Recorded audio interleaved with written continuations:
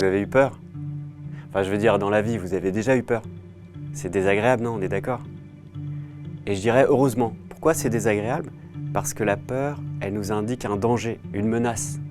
Donc si on kiffait les peurs, si c'était agréable, on irait droit vers les dangers, les menaces. On serait attiré par elles, ce qui forcément n'est pas viable. Mais il y a un truc bizarre avec les peurs, c'est qu'elles sont à la fois excitantes, elles mettent en mouvement, elles nous permettent de combattre, de fuir, et à la fois, elles nous rendent plus petits, elles nous inhibent, elles nous figent, elles empêchent le mouvement. Ça, c'est le premier paradoxe des peurs.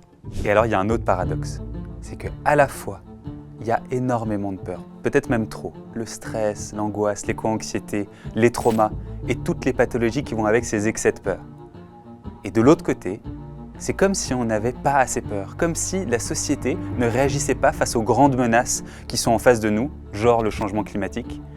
Et donc, on ne fait rien. Ça, c'est le deuxième paradoxe. On a à la fois trop peur et pas assez. Mais alors pourquoi on n'arrive pas à gérer nos peurs? Enfin, je veux dire individuellement, mais aussi collectivement au niveau de la société. En fait, c'est parce que on les fuit, on les évite, on les ignore, même on les combat. En fait, on en fait des ennemis et même on a peur de la peur. Alors que la clé, ça serait d'en faire une alliée. Pourquoi une alliée? Parce que la peur, c'est juste une émotion qui nous dit qu'il faut bouger, qu'il faut changer. Et donc, c'est un message et une énergie. Le message, c'est qu'il y a une menace et le corps nous donne une énergie pour bouger. Ce qui fait qu'une peur bien ajustée, en fait, ça sauve la vie. Je m'appelle Pablo Servigne, je suis auteur et j'ai beaucoup fréquenté les peurs. Je m'appelle Nathan Obadia, je suis instructeur d'arts martiaux et thérapeute. Avec Pablo, ça fait des années qu'on explore nos peurs et qu'on soigne nos traumas. On a découvert des théories et des thérapies absolument géniales, mais qui ne sont pas encore très connues, et qui nous ont permis de comprendre des grands principes clés et surtout de démêler ces paradoxes. Et on aimerait vraiment partager ça avec vous. Donc l'idée, c'est d'apprivoiser nos peurs et de les ajuster. Pourquoi? Parce que si tout le monde ajustait ses peurs, on aurait moins peur sans raison. On serait moins sujet à se traumatiser. On pourrait même guérir de nos traumas. On pourrait bouger plus facilement quand il faut, faire des collectifs puissants, bouger ensemble à la hauteur des menaces. Et puis finalement, on aurait une société moins figée, une société moins soumise aux autoritarismes, ou même moins demandeuse d'autoritarisme. Et finalement, on augmenterait notre degré de liberté et on irait vers des sociétés plus libres et autonomes.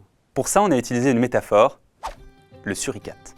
Vous connaissez ce petit mammifère qui vit dans la savane en tribu et qui fait la sentinelle pour scanner tous les dangers? Eh bien, on imagine qu'on a un suricate à l'intérieur de nous qui est responsable de toutes les réactions de survie. La clé, c'est de pouvoir l'apprivoiser pour réajuster nos peurs.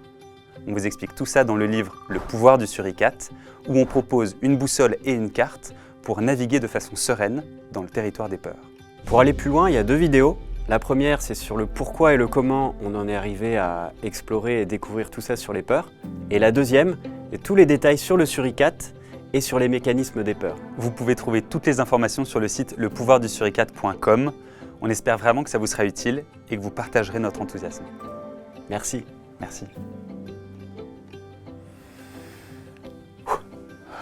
Ça va? Ouais. Comment ton suricate? Plutôt tranquille. Toi?